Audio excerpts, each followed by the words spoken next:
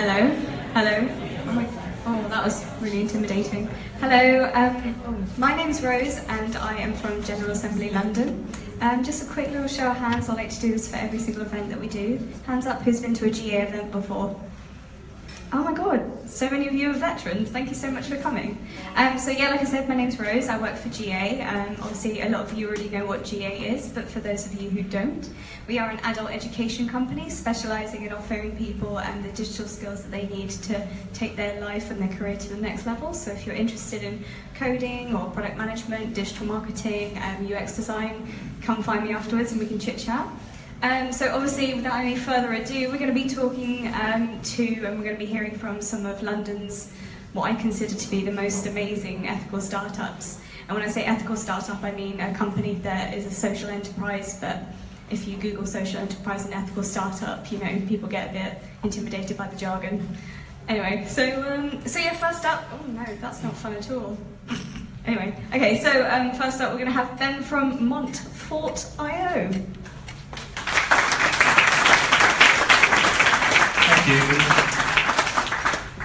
Okay, I'm going to start by getting a photo of you guys. So, I generally tweet at the same time as well. So if you're on Twitter, then you can do that. Could everyone give me a wave? I'm actually filming this as a video. Nah, cool. Is there a clicker? Clicker? Where's Rosie? Oh, yeah. Cool. So my name's Ben. I run an agency called Montfort. That's me. You can email me and I'll email back because I'm nice. That's our team. We're small and growing. And I wanted to take the opportunity today to not tell you about us, but actually concentrate on ethical startups overall, because the other speakers you've got coming up are going to tell you more about their projects. And I think they're a lot cooler than what we do, but there you go. So you're an ethical startup. You think just because you've got an ethical part to your business that you're going to stand out and that you don't need to worry too much about the money and stuff. I don't think that's true, but we'll look into more about that.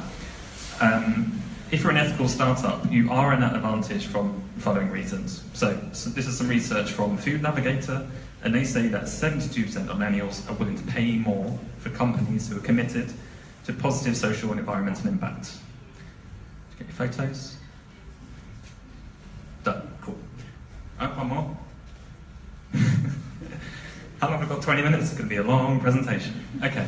So when purchasing food products, 8 in 10 shoppers check the origin of where it comes from.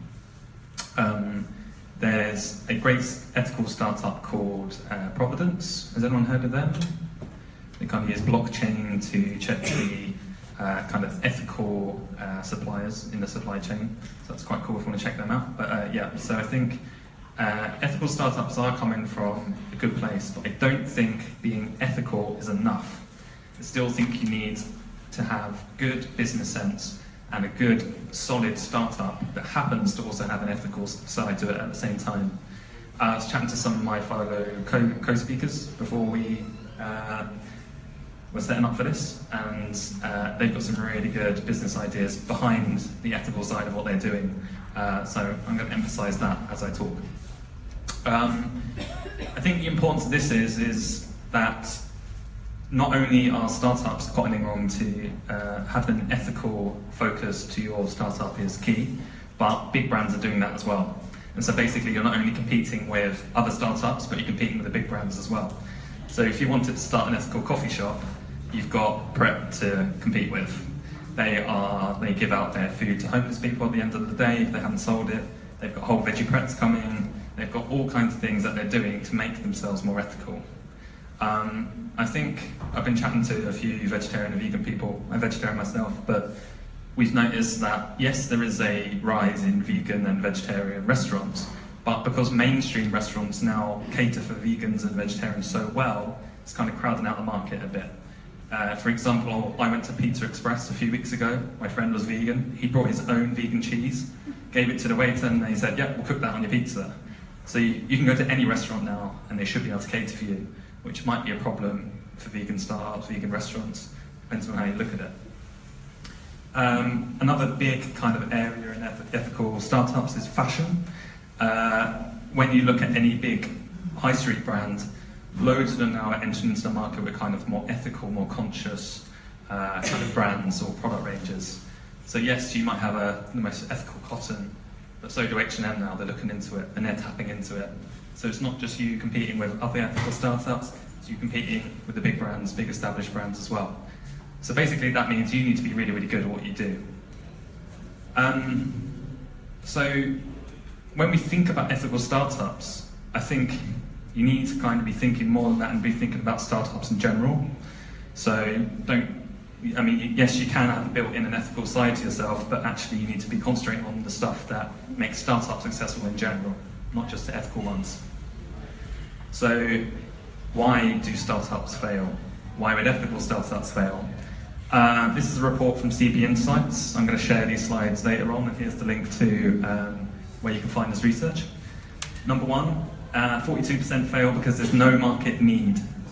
So it's the ethical startups, I think this is where you have an advantage because people are looking for these kind of product services that have ethicalness built into them and ethics built into them. So I think you can actually combat some of that market need by just offering a similar product or service just with more of an ethical background. I think that's an advantage you'll have over a traditional startup.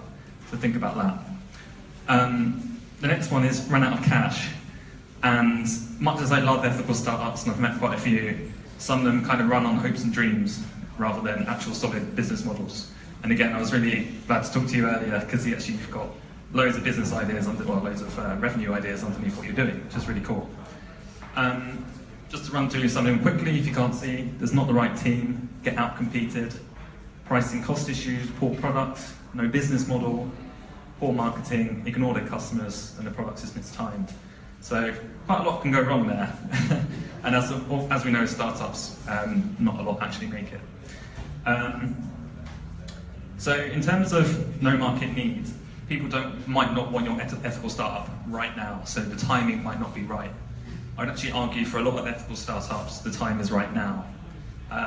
Taking that vegan vegetarian as an example, vegan and vegetarianism on the rise quite rapidly, so just good timing to release an ethical startup in that area.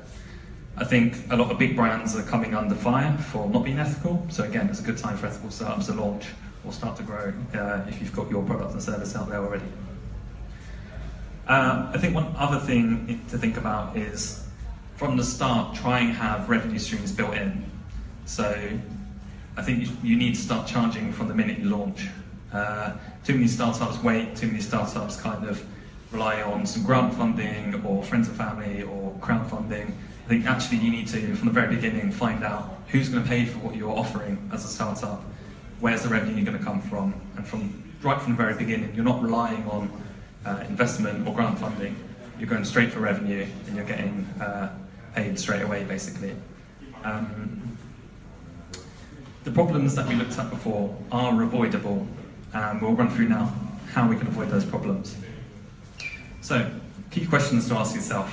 How many people here are running an ethical startup?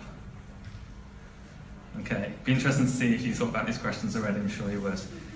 What's everyone else here for? Just interested? Hands up? Yeah, nods? Okay, just interested, okay. So, questions to ask yourself. Number one, this is so key. I hope it's really obvious, but to a lot of startups it's just not. They come up with a great idea, think it's going to work just because they assume it's a great idea, but actually you need to speak to your customers first. So this is also really useful. This is from Harvard Business Review in 2006, and is all the ways that you can speak to your customers at launch, basically. They divided it handily into sections, so product development, features and functions, interface, ease of installation. So that's kind of your product design, product functionality, UX, that kind of thing. Correctness, so we're looking at value to customers, reliability, ease of servicing. And I think there's been a lot of debate around startup circles at the moment about MVPs, so the minimum viable product.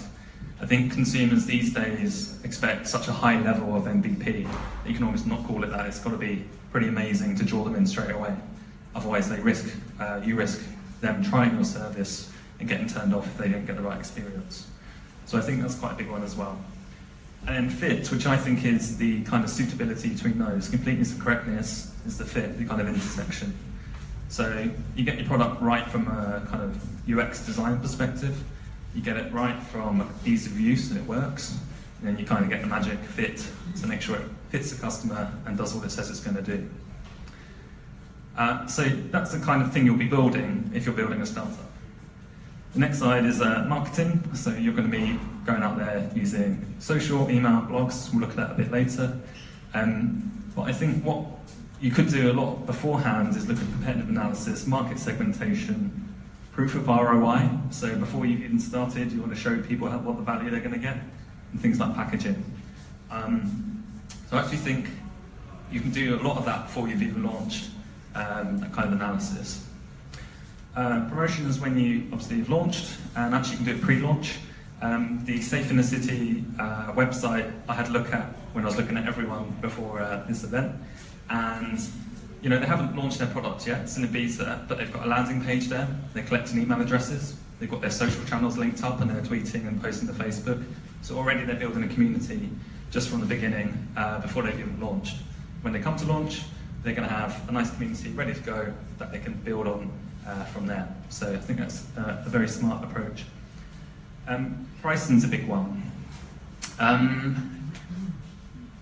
You know, I talk about getting revenue or having an idea of revenue before you've even launched, and I think pricing is going to be a tough one because if you just launch and put what you think the price is going to be or how much you think your product service is going to cost, you're never going to know if that's going to work until you've actually launched. I think that's too late. You need to be speaking to customers already, whether that's consumers, if you're a B2C, or enterprise, if you're B2B. And you basically need to be asking them how much they'd be willing to pay for your service or product before you've launched, and that will give you much better information for when you actually come to launch. Are you doing that now? Are you asking about pricing of your customers? Yes. Okay. Yeah, you sure? yeah.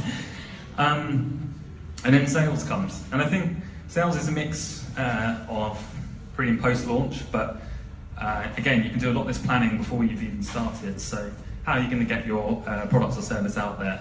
I guess with a lot of ethical startups, a lot of the people just using the internet, so you'll have a shop. That's quite straightforward. But there's loads of other channels to get out there as well. And then how are you going to pitch? Who's going to pitch? You can do it all yourself. How are you going to train other people who are going to help you sell? And then some more at the end, the sales stages once you're a bit more established. This is really useful. I dig into this. I would literally brainstorm all of these sections to make sure you got them covered. Really handy little table to work from. Ethical startups have another advantage over mainstream brands, I think, because they've got a story to tell generally, and also if you're an ethical startup, you probably care a lot more than some faceless corporation does. So as part of that, you should be telling your story wherever you can. Birdsong, who's from Birdsong? Yeah, Birdsong have a great story. I really like your story. It's really cool. They got it on their website. So a company is a great story told again and again until it's real. So it's about branding, it's about your logo, it's about what your product says, what the packaging says, what you're talking about in press, what you're talking about when you talk to partners, all counts, and just telling that story again and again is really key. Do you deeply understand the problem you're solving? Again, speaking to you beforehand, Safe in the City, you also work in the NHS, right? In a similar role, UCL, right? UCL, so you do research in a similar area to where your startup is. So you have sector expertise in what you're doing, you've seen a gap, an issue, you're going to solve it. I think that's a great place to start from because you really understand the problem you're solving before you've even launched it. You know the landscape a lot better, you know where the challenges are, where the sticky points are, where the opportunities are. So I think you need some sector knowledge before you actually go into your ethical startup. This was meant to be a GIF. This is Homer Simpson trying to eat a hot dog with his own finger in it. It was hilarious if it was moving, never mind. But it's not only having a great story, it's not only understanding the problem, you need to communicate that to other people as well. And what is unique about you? So again, we saw you've got Veggie Prep, you've got Cultures Collection for an H&M. You're having to compete with that, so what is different about you? Again, I think Birdsong have a great example. You recognise this? Yes? So this is on their, I think it's on your homepage, the first thing that comes up, maybe? So this is how they describe themselves. So Birdsong find the best makers from women's groups and bring them to you with a promise of no sweatshops and no Photoshop. So that immediately makes them stand out, I think. It's the best makers, not just any clothing. It's from women's groups. So if you want to support fellow women, I guess, then you go for that. Bring them to you. So I guess that's a bit about delivery, about kind of giving you access, you don't have to find them yourself. I really love the promise. I think a promise is such a strong brand word in this day and age of kind of mistrust and fake news. If you can promise that they don't come from sweatshops and you're not using Photoshop on your models, I think that's a great position there. And they follow through on it. So this is the Birdsong homepage. I really like it. As soon as you come there, expect more from your wardrobe. No sweatshops, no Photoshop. So straight away I'm getting that brand story delivered to me. And you can tell it's not photoshopped. This is still a nice photo, but it's not altered anyway. And then you can dig down more and find out where the clothing actually comes from. So very cool. This is, I guess, the kind of breakdown of what Birdsong have done here. It's a way of describing what your ethical startup does in a way that really explains it very clearly and compellingly and sets you apart. So, who is this for? So I guess the women's groups and kind of bringing it to you is what Birdsong are doing here. The product name and category, it's fashion, it's the best labels. The benefit, and I think the benefit there is the promise of no sweatshops, no Photoshop. Unlike other ones who use sweatshops, use Photoshop on their models. And I think the product is great because it's the kind of the best makers delivered to you. And I think that's all captured here, and it's really, really nice. So that's a good example to build from. If you're looking to build your own, that's quite a nice little framework.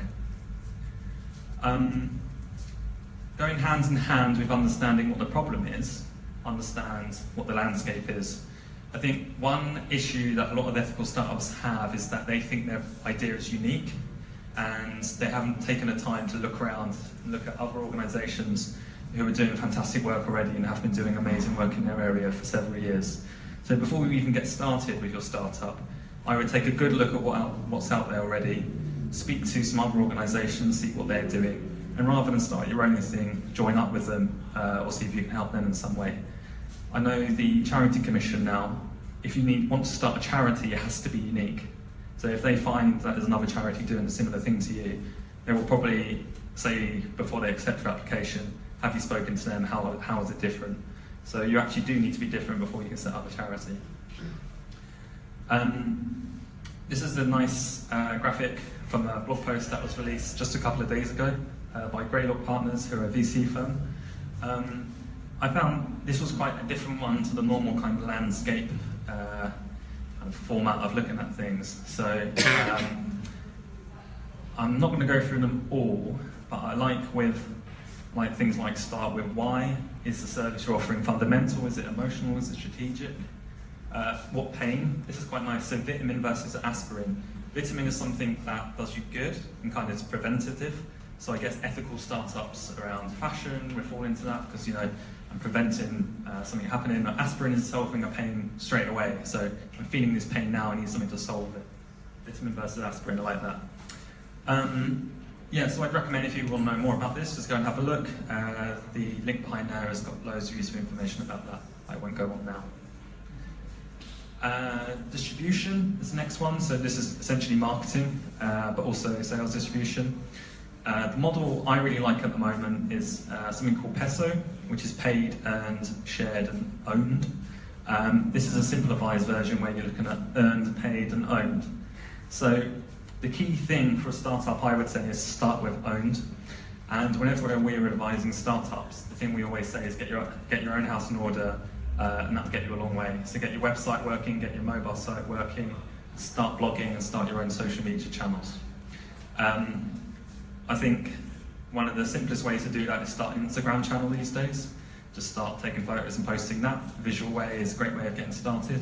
And I think for things like fashion, it's such an obvious choice. Starting Instagram is key. But I wouldn't forget your own website. And Google search is still so powerful that if you just literally blog about what you're doing, what your idea is, what the challenges are you're facing, your kind of daily diary of starting a startup, then you'll go far. So I do a lot of that, and our web traffic's growing quite a lot just by writing about what we're up to on a daily basis. So I'll do a blog post about this, and hopefully those people read it, and that'll be good. If anyone is running on social media at the moment, unfortunately, you've got to really build in a big paid media component.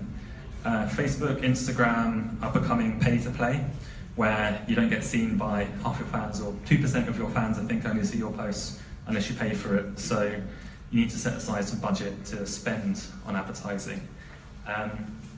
What we generally find is that writing on your own sites takes a while to get going. You need to write a lot of content, that takes a lot of time. You need to build up your SEO, that takes a lot of time. So in the meantime, when you're just getting started, paid media works really well. As you get more established, as you get more organic traffic coming through, as you've built your own email channel so you can reach people just through email, you can dial down the paid media and concentrate on your own stuff. So that's what we're finding across the board. It might be different for you, but that's what we're seeing. I think one other thing is I want to call some ethical startups out is, even though you do have an ethical side to your startup, why should people care? Just because just because you are ethical doesn't mean that people are actually going to care about what you do. So you need to make them care. The last event I was at with GA was a vegan one. And this is a company called Voch. Has anyone heard of Voch? No? Okay, they do vegan watches. Yeah, cool. So basically, this lady who's the founder, suffered from a rare condition where leather, when it touched her skin, caused it to basically flake and peel. So any leather that touched her skin kind of really affected her. And when she came up and spoke, she told her story, and she basically, it was so emotional, she started crying. Half the audience was crying. I almost cried, but I'm a man, so I didn't. But her story was pretty inspirational, and yes, it was an ethical startup because it's vegan leather, or it's not leather, it's vegan vegan material. Her story itself was so good that it made me really care, made everyone care. So yeah, check out them as well, they're pretty good. And again, I want ethical startups to be better. I don't want you to lean back on your ethical stuff. I want you to say why you're better than the competition. Why are you better than what's out there already? So what's the best thing about you? What's the right thing? So I think the no Photoshop, no sweatshop stuff that Birdsong do is a great thing. That's the right thing that they're putting out. Building the thing, can you actually do it? So Birdsong they have a shop. You're building Safe in the City now, so hopefully that will be built as well. So you've actually got to build it before you've actually done anything. The team is so important. Like the team at Montfort that we're building around us right now, we take a long time to hire. We hire very slowly. We don't want to just hire someone for the sake of it. We really want to make sure they fit our team, and we want the best as well. Moving fast. I think, again, startups need to do this increasingly. It's a cliche, but yeah, move fast and break things. It's really true. Learn and adapt. Again, Safe in the City, I was talking to you about your different revenue streams, and you are not fixed to one right now, but you're going to learn what works, what sells, what doesn't, and adapt as you go from there. So I think that's true. And also think independently, so don't follow what everyone else is doing. Don't just start another fashion range, don't just start another vegan food store. Think about it a bit differently. I don't want to get disheartened. I don't want to pull anyone down. We can do this, people do it all the time. The people you're going to hear from next are doing this, they're achieving it. Just want to kind of get everyone to pull their socks up, be a bit more realistic about it, and you won't be like one of the other thousands of ethical startups I've seen who, to be honest, didn't stand a chance. And saying that, there's never been a better time. It's never been cheaper to start a startup. There's never been so much support for startups in London and around the world. There's never been so much better tools, so much free tools. Development time is a lot lower and quicker and cheaper. There's never been a better time to start now if you're going to start an ethical startup. I'd also recommend you start small, think big. So what's the key thing that you do straight away? Get that right, focus on what the key proposition is, and then you can grow from there. There is a big danger of kind of trying to think too big straight away and actually not delivering on the simplest thing. So think small, start small, think big. Think small, start big. Let's slow down a bit. That's all that coffee I had. Okay, lastly, have fun. Big serious intro to the whole evening tonight, but if you're not having fun, then you're going to burn out and not enjoy what you're doing. So from the very beginning as well, you have to be pretty interested in what you're doing if you're going to make it last. I've been running our agency now for 4 years. I'm not tired of it yet. That's longer than most businesses and startups last. And I'm hoping it will just keep on going and keep on being fun. I'm doing talks like this as part of it. So that's us having fun in the rain. We don't have an office. We work from home all the time, but then come together and have monthly co-working meetings where we work together for a few days and go out for dinner and stuff. But yeah, we have a lot of fun doing it. That is a 100% not posed photo. I've got a few side projects which I am totally kind of following my own rules. This is a series of interviews called Fantastic Activist, where I interview different activists about what they're doing. So do check that out and let me know if you want to be interviewed. This is something I spun up last weekend, which is a Hacker News for impact. So if you're doing anything around good or charities, I thought Hacker News is cool, so let's try something which is dedicated to that. So you can submit links there and other people can view them and discuss them. So take that out. Check that out, it's called impact.io. And that's us, that's Montfort. Do check us out. You can email me if you've got any more questions, I will email you back. I'm a real person, this is me, what I look like. That's me on Twitter, so do tweet me as well. That is it. Rosie.